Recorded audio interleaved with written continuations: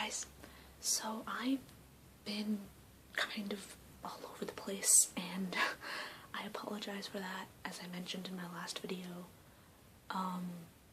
I've had a lot going on this week, and this Friday, which should be today if I manage to upload this video, when I hope I will be able to, is my birthday. So not only have I had a lot of work, but I've had a lot of plans with people due to that.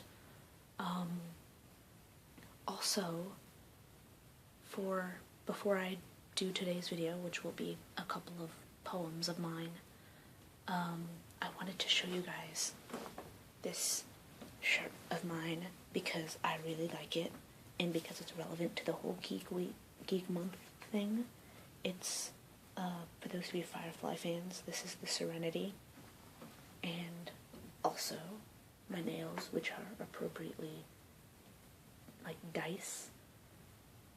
Like, I mean, technically there are no sixes because I only have 5 fingers on each hand, but I thought that was pretty clever. And I have an actual dice, which kind of matches the nails, so there, now it's 6. But, yes. And, moving on to today's video topic, since I wanted to continue with the regular poetry prose thing that I normally do, I had to try and find a couple of poems of mine that were geeky, and the 2 that I found in this book are something that I geek out over, even though it's not necessarily something universally considered geeky, I guess.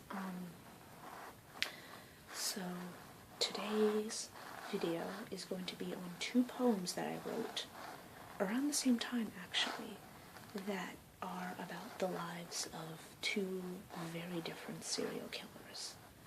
And I know I've done a serial killer 101 video before, so if you are interested in that, then you can check that out. But this is going to be more talking about the poem and how I use that to convey their lives. The first one is on a serial killer who is not very well known, who, I guess there were lots of similar ones to her, so it's not really so much on herself, which this was written based off of a story I heard about Jane Toppan, but after doing some research, there are a lot of women who have done the same thing, and it's called Angel of Mercy. This was written as part of National Poetry Writing Month, or 30 Poems, 30 Days, in April, I want to say 2 years ago.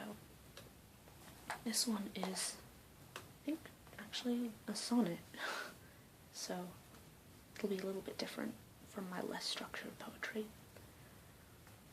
Oh, pale little faces, you look at your worst, surrounded in blankets of green, but here comes the nurse with water for thirst and invisible drops of morphine. She hovers all hawk-like, a change she awaits. You're feeling much better, you say? Well, then wait till tomorrow, because it is late, and this is enough for today. She writes on her clipboard invented numbers, unnoticed all due to her stealth, and leaving quickly as he slumbers through his roller coaster of health. However, tomorrow she'll only try to hold him against her, watching him die.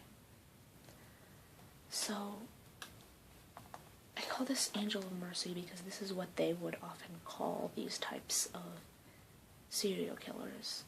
These nurses who would play with the lives of the patients. They would, rather than healing them immediately and sending them off as one would, they would make them feel a little bit better, and then make them feel worse, and make them feel better, and make them feel worse, and then eventually poison them, and not really, I guess, poison them, but play with their medications in such a way that it kills them.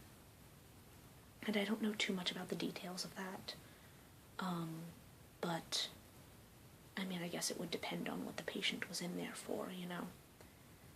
And, the last bit, to hold him against her watching him die, is something that is specific to Jane Toppan, and I don't know if there are other, angels of mercy, or angels of death, as they also called them, who did the same thing. But she often took great pleasure in holding her victims against her as they died, so that, you know, she could feel them sort of sink into this, or I guess succumb to the medication and die. And it was this huge power thing, especially because this happened largely in the early 1900s. I want to say a little bit late 1800s too, so this was a time when women held very little power. And so the women who were able to, you know, become nurses and held that power over their patients, it was a lot more power than a lot of women would normally have over, especially over a man. So when you look at it from that social perspective, it's very interesting. This next one is titled Bundy, which is, of course, as the name suggests, on the life of Ted Bundy. And it's sort of not quite chronological, but it's basically on what his life was like before being a serial killer, through that, and to the very end. And this was, I think, written in also around the same time, not for National Poetry Writing Month. This was written for a class, actually, a creative writing class, where we were supposed to write a biographical poem. But here you go. Also, this one's a little bit different in that the stanzas are numbered. That's sort of the style of the poem. I think I've done a numbered poem before, but if you aren't familiar with it, you can sort of get the idea from when I read it. 1. Life starts and ends electrically. Nana, known then to him as Mother, took shots of it to the brain so she could be happy again. But he took his intravenously, strapped down to a chair, his guts turned to ball lightning, and he may or may not have cried. 2. Hair, long hair, so dark and neat like Moses himself parted it. 3. Her name was Stephanie Brooks, and she was his college sweetheart. They dated for a year until she dumped him for not being ambitious. 4. A new girl every month means something entirely different to a serial killer. 5. Over 30 victims in at least 7 states. How's that for ambitious? 6. Ted and Stephanie reunite over law school textbooks and 9 a.m. coffee. She is more than impressed. Until he breaks off all contact soon after his proposal. 7. Imagine, if you will, an enraged ex-fiancé who murders only women who look like you. 8. His next few lovers he gave only ligature-marked necklaces, victims as scattered as his thoughts. Her femur is over here, there her skull, blunt force trauma and all. 9. 2 years after his arrest, Ted escaped during a recess at his hearing. 3 break-ins and 2 stolen cars later, he was back in a prison that would only hold him for 6 months. 10. In the middle of the courtroom, the Pacific Northwest killer proposes to a former coworker who was testifying on his behalf. According to Florida law, this makes them legally married. They exchange rings later through the bars of his cell. 11. They say the 3rd time's the charm. I suppose this also applies with death sentences. 12. Speaking over the judge, tell the jury they were wrong. 13. Waiting for execution, he gives local detectives advice on serial killers still at large.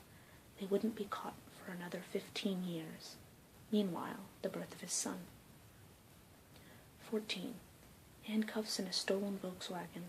From the back of a police car, a top here is one of the most wanted fugitives. I wish you had killed me.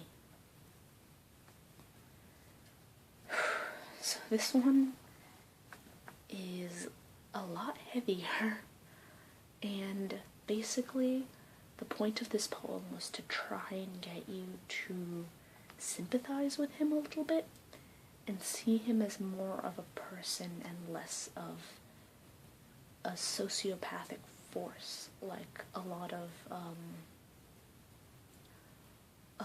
of media try to paint him out to be, or any serial killer for that matter. They focus on, you know, the fact that, for example, in this it's mentioned, imagine an enraged ex-fiancé who murders only women who look like you. So this woman, Stephanie Brooks, not her real name, but what she's generally referred to as, and she has this long hair, so dark and neat. That was what she was described to look like, just long, dark hair, parted in the middle. And that's what a lot of his victims look like. They had the same dark, long, parted hair. And there were, that was the main, I think, similarity, but basically his victims were all women who reminded him of this woman who had rejected him when, you know, he was so in love with her, and it was pretty obvious that he was trying to shape his life around getting back at her, which is why he decided to better himself. He went to law school, and that's when he reconnected with her, was when he was going to law school. And finally, she was like, look, this guy finally has some direction with his life, you know, he knows what he's going to do. Now she's willing to date him again, but of course he only agrees to date her again because he wants to prove that he could have married her. And that, I think that was a line that I had in a previous version of this poem, is that I wanted to prove that I could have married her, which is a direct quote of his when speaking about Stephanie. So he dated her again for a long time, and then proposed to her. She accepted, and then he just suddenly stopped talking to her, like a month or so after that. And, you know, they broke up and stuff. And all through this time, he had been killing people, and yeah, his total count ended up over 30 victims in 7 different states. So not only was he a fairly prolific serial killer, but he also killed in multiple locations, which is why, like, he was known as the Pacific Northwest Killer, but he did also have victims in other states, which is another reason why he became such a big deal, and why his case was, you know, so publicized, is because he didn't just kill in one main area like so many serial killers did. He traveled and he killed. And yeah, as I mentioned, he was known as the Pacific Northwest Killer before they discovered who he was. And I don't know exactly the details of how they caught him, previous crime record, but yeah, he got arrested, he escaped, and then I think a couple days later he was arrested again, and then 6 months later he escaped again. That's why third time's the charm. So the third time he was arrested and tried is when he finally got the death sentence, and he was executed. It mentions at the beginning the electricity he took is intravenously, so electric chair, which I liked, sort of connecting to the fact that his grandmother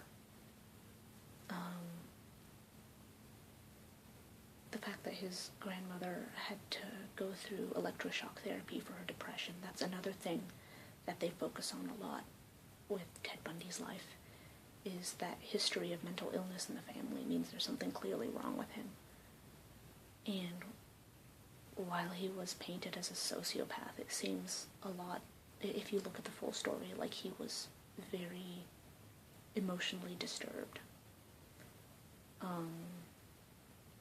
Because I feel like if he was a sociopath who had no emotions, he wouldn't have been able to fall for Stephanie Brooks as deeply as he did. So, anyway, that's my theory. But I guess we'll never know. You see, and the ending there was after he got arrested, I think the third time, the guy didn't even know that this guy he had just arrested for a stolen Volkswagen was one of the most wanted fugitives and was a serial killer and all that. He just, stolen car, no big deal. And I guess the cop had, of course, raised his gun to Bundy to try and get him down, arrest him, and Bundy did actually say, "I wish you had killed me." And that's another, small sign of regret. The only sign of regret that you can really see in his story. So, anyway, I hope that was interesting and not too creepy. Yes, that is it for today, and I will see you guys next time.